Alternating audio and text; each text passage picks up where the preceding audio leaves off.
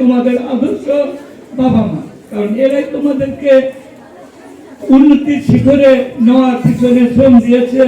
যতটুকু কঠিন পরিশ্রম করে কিন্তু তোমাদেরকে এক সিঁড়ি পার করে আজকে যেমন আজকে তোমরা প্রাথমিক বিদ্যালয় ছেড়ে মাধ্যমিক বিদ্যালয়ে পদার্পণ করবে, এই জন্য তোমাদের এই 5টি বছর দীর্ঘ অনেক কষ্ট প্রচেষ্টা করে কিন্তু তোমাদেরকে মায়ের কাছ থেকে এনে মানে সামাজিক আচার আচরণ শিক্ষা জীবন শুরু করে দিয়েছে। এখান থেকেই তোমাদের শিক্ষা জীবন শুরু।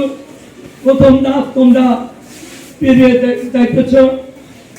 আর সাথে তোমাদের উদ্দেশ্যে বলবো যে তোমরা যদি সঠিক পথে চলতে পারো, ন্যায় নিষ্ঠাভাবে মুরব্বীদেরকে সম্মান করে চলতে পারো, তোমার একটি উদ্দেশ্য আছে, যদি তুমি মানুষ হতে চাও তাহলে তোমাকে সকল প্রকার অন্যায় কাজ থেকে বিরত থেকে সঠিক পথে তোমাকে চলতে হইব।